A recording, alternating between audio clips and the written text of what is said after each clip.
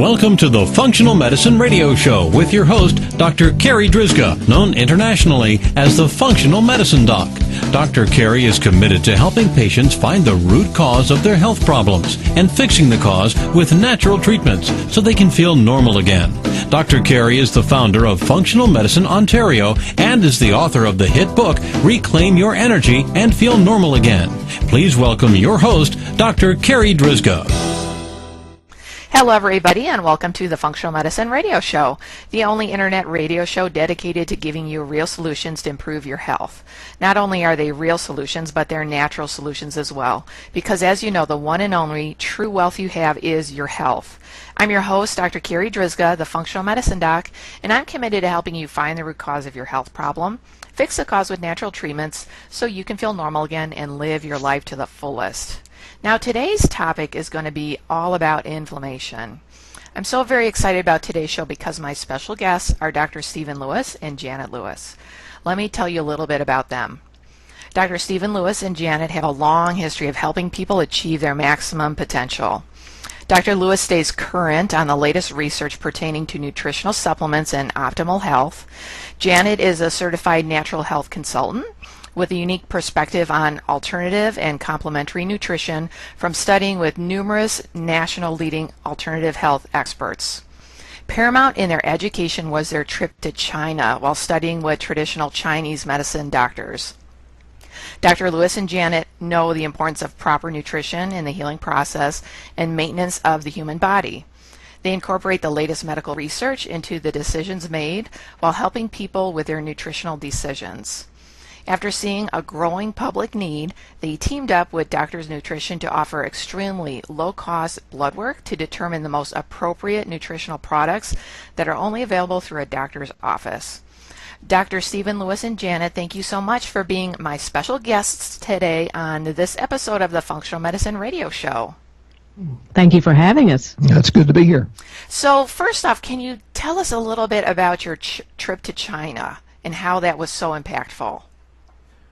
Well, Janet was, she was doing functional medicine actually before I was. I was a very, very busy chiropractor, and not that we didn't, promote supplements and things like that, but Janet was doing iridology and muscle testing, and she actually was so high up in the company that she earned the trip. And, they thought, well, since her and a few hundred people were so successful, they'd reward them by sending them to China, and we got to study with a lot of different people. Like we went to Beijing Teaching Hospital for traditional Chinese medicine. We went to the world's oldest pharmacy, and that's an herbal pharmacy. Boy, the things they use for health there would just blow Americans and Canadians away, like little coiled up snakes that were freeze dried and little lizards and all sorts of worms. And it was very interesting.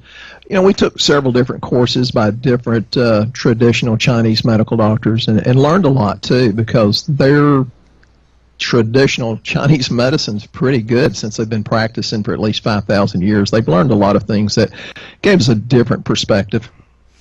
Yeah, when I went back to school to get my naturopathic degree, part of the program I had to learn was about traditional Chinese medicine and acupuncture, and it's just so different than what the Western perspective, and Yes. It just helps, open up your mind a little bit more when it comes to possibilities and tools in your toolbox as well.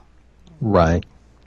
So let's switch gears a little bit and talk about inflammation, because I know a lot of our listeners have heard the term inflammation. They've heard that it's bad, that it's associated with a lot of chronic illnesses, but I kind of still wonder, when we get down to the core of it, I think people still are like, really, what is inflammation? Well, actually, it's not a bad thing. It's only bad if it's too much and too long. It's the body's natural reaction to injury, and we'll talk a lot about different types of injury or infections, and it's swelling and redness, and if it's bad, it can get warm and painful, but the messenger system is something called cytokines or cytokines. I've heard it pronounced both different ways, and I'm sure we pronounce things different here in Texas too.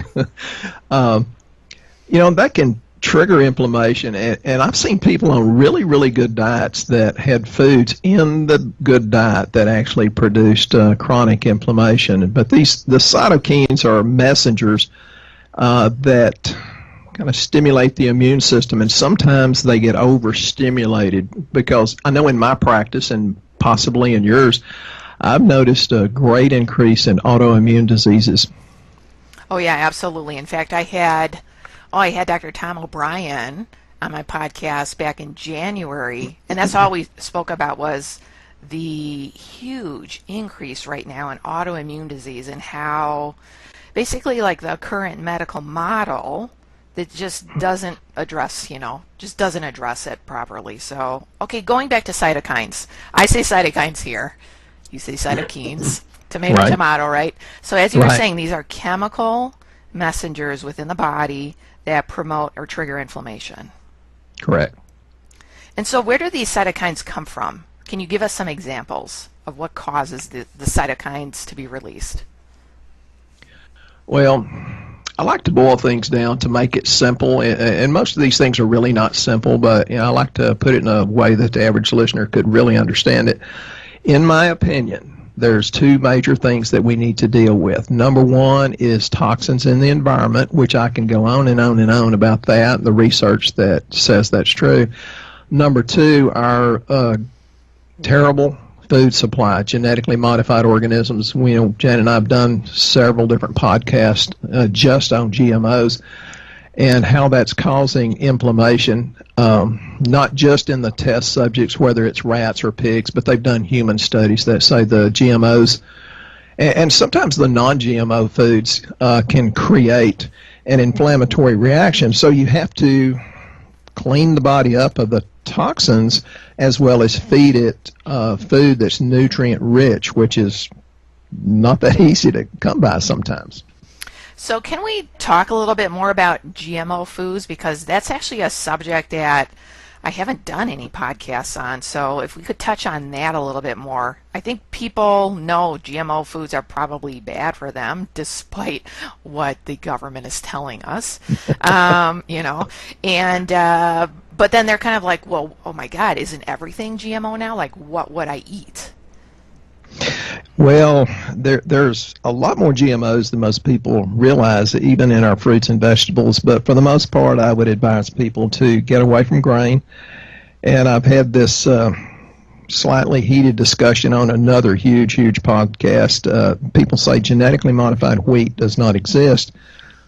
Well, it's at least been hybridized so that there's 4 times to 40 times more gluten in wheat versus what it was just a few decades ago. So whether it's GMO or not, it's still not a good thing. But genetically modified, it's mostly what we get in America, and I'm sure it's true of Canada too, is soy and corn. That's the main thing we should avoid. They will actually put parts of genes from other organisms, like the Bt toxin in corn, for example. Well, the corn borer worm, when it bites into a kernel of corn, it disrupts their GI tract so much that it sort of explodes on the inside, and that's why we have so much inflammation that's related to corn consumption. And down here in Texas, it's a lot of Hispanic food too. So the corn tortillas, we eat a lot of that. I just can't do much of it. Yeah, when you start thinking about, like the listener out there, if you start really thinking about what you eat on a day in and day out basis, and you just think about corn, there's corn as it's corn, but then there's corn oil, corn syrup, corn starch, and all the derivatives of those things. Like, we really do get a lot of it in our diet. So, Stephen, what are some of the other GMO foods that we should be watchful for besides corn and soy? Well, I think you said it all, is to find out where these are. Like, even in a soy sauce can cause all kinds of bad reactions. Jan and I try to get non-GMO organic as much as we can.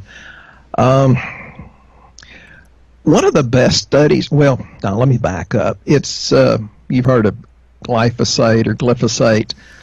I've heard of glyphosate, but if you can explain what that is a little bit for listeners. Well, it's basically Roundup, where they spray the crops, and there's so many studies that said it's a potential cancer causer, an endocrine disruptor. You know, we live in a world of people that have sexual dysfunctions. Well, it's partly what you eat, and then the plastics and pesticides and things like that that get there from other sources. It's been linked to psychiatric illnesses. You know, I wonder what would happen if we started feeding our school children better food that's not GMO, not full of Roundup, or even our prisons. You know, some of these psychiatric illnesses could be cured if, we can't say cure, the body could take care of it if the person had something to work with properly. Like 50% of us have something called an MTHFR broken gene, and it stands for methyl tetrahydrofolate reductase. It was easier to say that than remember the letter to that sometimes, but that just means we can't utilize folic acid, and if we can't utilize folic acid, that interferes with all the other B vitamins, and that increases your risk of heart attack, that increases stress, depression, many different types of cancer, fatigue, chronic fatigue, fibromyalgia, and so it just goes on and on and on. And you know, you were very smart to say it's not just corn, it's the high fructose corn syrup, and most of that has mercury in it, just the way they process it. Mercury's not good for our little brains, especially in, you know, children that aren't fully formed. Absolutely. So, okay, so far we've spoken about soy and corn, and as you were saying with wheat, technically it's not GMO, but it's been hybridized so much that it's really, it's just not even the same thing as what it was once before. I mean, even from a genetic standpoint, I think like back in the day when they talk about the wheat, you know, that they spoke about in the Bible, that wheat had something like 22 or 24 chromosomes, and now the wheat that we know today has been hybridized to the point where it has more than 40 chromosomes. It's like not even the same thing. You know, you're absolutely right. You know, most of us have gluten sensitivity, but to different degrees. Some people just can't even walk in a kitchen where it's being used, and some of us we can get by with some of it. But you know, the GM foods, genetically modified, inflammation levels on the average goes from about 2 to sometimes some research says 6 times higher. So inflammation's higher. And they did a study that I like this study because it was done on pigs. They developed tumors like crazy. They developed infertility. The sows were 2.5 times more likely to have stomach inflammation. So, you know, we talk about there's too many toxins, not enough nutrients. The other two things I would invite the listener to think about: inflammation and GI, or gastrointestinal function. Once you take care of one, you take care of the other. And of course, there's other ways to take care of the GI tract, but the first thing is remove the GMOs as much as you can.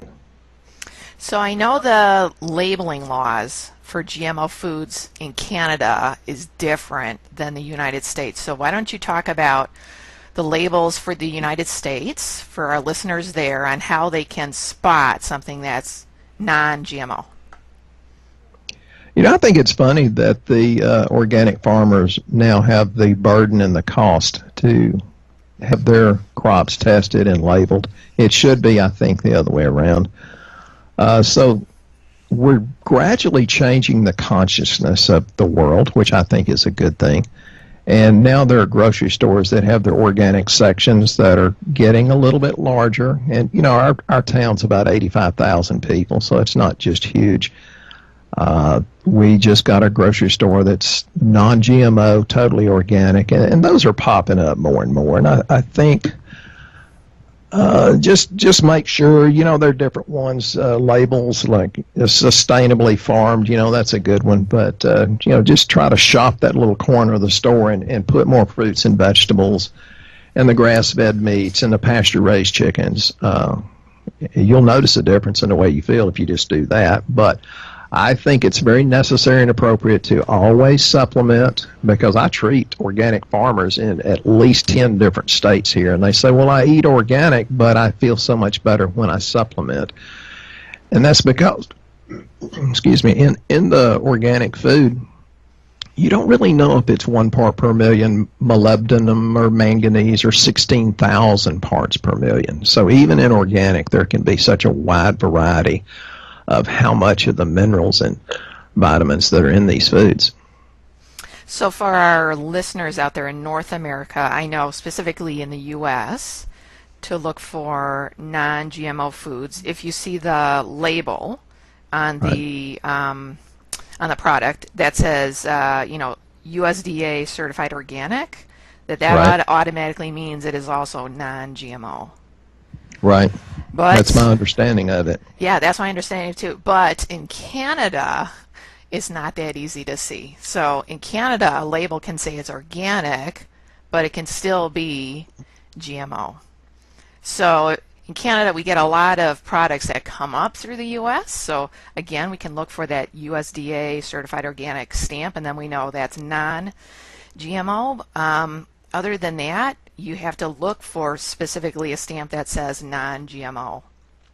And if you don't see one of those two things, then what I recommend is you Google the list of the known GMO foods, and you just try and avoid them as much as you can, because then, like, the hard thing is you don't know what you're getting if it's GMO or not.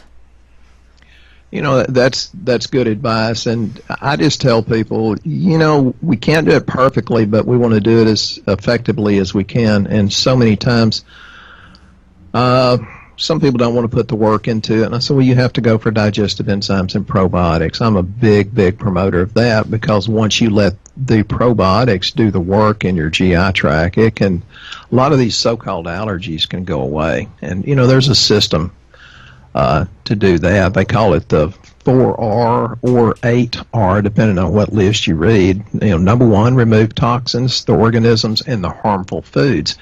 And you have to watch that. Even on the paleo-primal diet, I've seen people that would eat supposedly good food, but it was inflammatory for them. But many times, once you introduce the proper supplements like enzymes and probiotics, the GI tract can heal, and some of those allergies can actually go away.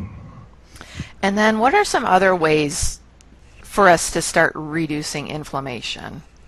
I think fresh, clean, filtered water, more rest, have a sense of humor. For goodness sake, we need a sense of humor, at least here in America. We need to chill out and be happy and be grateful. It's not just, Janet and I don't just concentrate on nutrition. We, read things that are inspirational, and, we have a good time doing it. That's the key. But inflammation, once you remove the organisms and you find out what the foods that are harmful to you are, and then you replace the digestive enzymes, and they're not all the same. I tell people all the time, well, all men are not the same. Some are good, some work, some don't, some are harmful. So you have to look and be careful, and sometimes experiment. You have to. I think digestive enzymes should have pepsin and some bromelain and pancreas substance. That would yield like protease, amylase, lipase. You want cellulase enzymes because they will break down the plant wall, which I think it's very important to do more fruits and vegetables than most people do. And then betaine hydrochloric acid. We're having most people don't have enough stomach acid, even the ones that think they have too much and they take the acid drugs. When you do the lab, their chloride is too low and their globulins too low or too high. So intestinal inflammation, it shows pretty quickly on lab work. And then the only other thing I can add to that list, because that was an excellent list, Dr. Lewis, is the DPP4 enzymes to help better break down and digest gluten, because our body does not make those enzymes. I just learned a new one. I mean, I'm learning something every day, so Yeah, me too. that's awesome. Well, most doctors do. And then you spoke a little bit about stomach acid. Let's talk a little bit more about that, because I don't think people realize stomach acid is a little issue that can actually create big problems in the body, and often actually gets ignored. Yeah, we always, to keep it simple, because I'm not a doctor, for the lay listeners out there, one way to tell if you've got inflammation in the gut and need digestive enzymes is by your bowel movements. If you go to the bathroom as many times a day as you eat a meal, and many people don't. I'm so still surprised that I'll ask them, well, how many meals do you eat a day? 3. Well, how many do you eliminate? 1 every 3 days. That's a bad inflammation problem, because they should be going to the bathroom within 30 minutes to an hour after they've had a meal. So when you're talking about the stomach acid, not having enough of that will cause constipation. Absolutely. I love what you said there, Janet. And it's so funny that a lot of patients, I get this question so often from patients. They're like, you mean it's normal I should have, go to the bathroom 3 times a day, 3 bowel? I'm like, yeah, that's normal. That's what your body should be doing. Yeah. I always tell them it's like trains going through a tunnel. If you have 3 that go through a tunnel, how many should come out on the other side? Oh, I love that analogy. I'm going to use that. Janet has her fans all over the country, and I'll talk to them, and they say, well, I was thinking about Janet this morning. The trains are moving much better. And if you put it down simply, and that's a good thing. I have a tendency to tell you how to build a clock whenever you ask what time it is. But, any disease, you have to think, well, there's probably a link of too much inflammation. It's probably too many toxins. It's probably not eliminating enough of them. And, probiotics, you just have to continue to do that. I feel great when I take mine. Janet's more consistent, but I think that's true of most women versus most men. So far we've talked about digestive enzymes, stomach acid, probiotics. Oh, and then there's also prebiotics too. Right. And then talk about removing toxins, avoiding GMO foods and wheat and glyphosate. What are other things that we could be doing on top of all of this? Well, when you do the probiotics and the prebiotics, I tell people to stay with it. One of the biggest reasons I see failure is people refuse to stick with it long enough. You repair that leakiness, the leaky gut, where the cell walls get to where they can take in these partially digested proteins, and it causes all kinds of problems. There's a long, long list of very common diseases that can contribute to that. You can take things. There's all kinds of vitamins and minerals. Chlorella. We can get more into probiotics if you want, but well, I think the big one is H. pylori.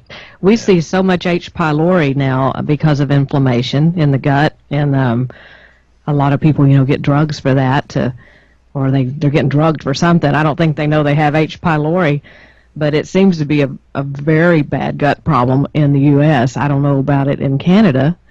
Yeah, we also have H. pylori here. So for the listeners out there, H. pylori is a bacteria that can usually live in the stomach, cause an infection in the stomach, and that will usually weaken your stomach's ability to make acid, which then promotes the infection, because now it's more of a nice place for the bacteria to live, and then that has a whole trickle down effect in your body. And we know now that H. pylori infection can predispose you to multiple different kinds of autoimmune diseases as well. Very, very much so. We just tell people, they'll say, well, I hate water. Water burns my stomach. I say, I just suspect H. pylori.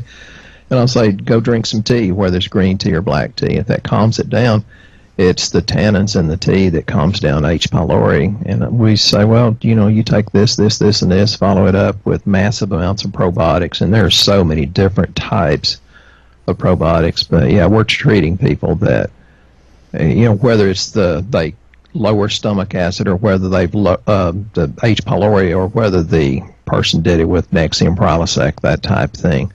But you're just inviting trouble if you have to take an antacid. That's short term only, and most people do it long term. And then you get your B12 deficiency because your stomach acid can't extract that. And then you get amnesia or dementia. I've seen that in so many people, including my mother. And, there's so many problems could go away if you just feed your body correctly and take out the toxins. And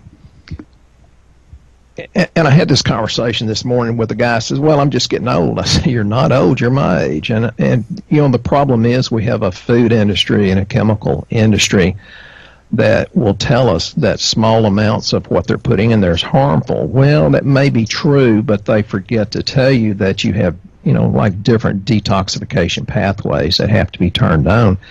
And if we don't totally detox every day, then it stockpiles. And that's one reason why people have trouble losing weight, because the fat cells are reluctant to let go, because it's going to expose you to a lot of toxins that your body just doesn't have the ability to detox.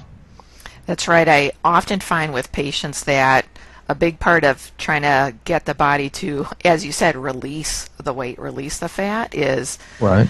Treating the inflammation, getting the toxins out of the body, getting those detox pathways working properly, and the hormones in balance too, so that the body's just like, and I can let go of that extra 10 pounds, 20 pounds, 30 pounds. The hormones, that's a very interesting subject because you have, most people, at least here in America, have a suboptimal thyroid. And people say, but my doctor says I'm normal. And I say, well, this range covers all the weird people on the internet, that you see at these big box stores. That is common. That's not normal. And sometimes we confuse what is common with becoming normal, because these reference ranges change on these labs just based on what the population is, which is not necessarily healthy. I mean, America is the sickest industrialized nation on the face of the earth. And, there's a reason for that. And, we have a client in London, and I say, well, you have bad food allergies, you have to take this out of your diet. And he says, stop, doc, we don't eat the same stuff you eat there in America. I said, yep, you're absolutely right, because we've been to Europe and seen several different countries there, and it's like, yeah, they really are healthier, but, they're walking or they're on their bicycle, and they say, well, we're not stressed because we don't have the consumerism that you have in America, so we don't have as many things to stress us out. And, I think there's a lot of truth to that, to live more simply, to be more humble, to be happier. Strive to be happy and peaceful to start with, and everything else can come along much, much easier. Wow, I couldn't agree with you more. I know we're starting to run a little bit low on time. Is there anything that we have not talked about yet about inflammation? I mean, it's a big subject to try and cover in like a half-hour podcast, but is there anything else that you think is important that we haven't covered? Well, I want to go back to digestive enzymes and probiotics, and just the probiotics, just shortly. There's so many of them that they can actually normalize immune response. Like the Bifidobacterium infantis will do that. Children that are born C-section do not get the inoculation of probiotics like a child that's born vaginally, for example. And the probiotics have a lot to do with serotonin, which is the feel-good hormone. And so we work on the thyroid. We have these plastics and pesticides that are endocrine disruptors. And I like that it starts with ED, because when men come in and say, well, I have ED, and it's like, well, it's endocrine disruptors. It's the plastics, the pesticides, the phthalates, the fire retardants you get out of your mattress and pillow every night when you sleep. And they mimic estrogen, and that's where a lot of the cancers are coming from. So whether it's male or female, too much estrogen mimicking chemicals can cause problems, and, that goes along with creating the inflammation. So it's kind of a complicated subject, but increased nutrients, decreased toxins, repair the gut leakiness, and replace that with friendly organisms and digestive enzymes. And not yogurt. Yeah. Do you want to talk about that a little bit for a couple minutes there, Janet, about yogurt? Well, everybody thinks they're getting their probiotic out of eating yogurt, and most have dairy allergies to start with, so they're putting the dairy back in and the sugar, which causes inflammation, and they're getting very little probiotic. There was actually one study done here that one of the companies that's a yogurt, serves yogurt, had little or none of the probiotic that it actually had on the label. And there was an FDA inspector that said one of the species of bacteria they claimed was in there didn't even exist, and so he started making his own strand of probiotics. So I think if you ferment your food, yogurt can be good. Kefir, kombucha, the sauerkraut, the fermented vegetables. I tell people, yes, you can take my probiotics, and that's very important, but learn to ferment your own food too. That's very important, I think. I think so too. Dr. Lewis and Janet, this has been such a great interview. You've provided us with so much great information. How can our listeners find out more about you? They can go to our website, A Cut Above Naturals with an S on the end.com, and they can read. We have blogs on there. We have a health survey for the people in the United States. We have podcasts on there of all different kinds of information. So there's a wealth of knowledge on there if you just go to the website. Fantastic. So for the listeners out there, I'll make sure that I have that link in the podcast notes so you can easily find Dr. Lewis and Janet's website. Dr. Lewis and Janet, thank you so much for being my special guests today. This has been an awesome interview. Yes, we've enjoyed it. You've made it very gentle and comfortable. I appreciate that very much. All right, that wraps up this very special episode of the Functional Medicine Radio Show with Dr. Stephen Lewis and Janet Lewis. And I want to thank you, our listeners, for tuning in today, and I'd like to invite you back next week for another episode of the Functional Medicine Radio Show. As always, I'm your host, Dr. Carri Drzyzga, the Functional Medicine Doc. Have a great week, everyone. You've been listening to the Functional Medicine Radio Show with your host, Dr. Carri Drzyzga, known internationally as the Functional Medicine Doc. Dr. Carri is committed to helping patients find the root cause of their health problems and fixing the cause with natural treatments so they can feel normal again. Dr. Carri is the founder of Functional Medicine Ontario and is the author of the hit book, Reclaim Your Energy and Feel Normal Again. Please tell your friends about the Functional Medicine Radio Show, and we'll see you next week with more from Dr. Carri.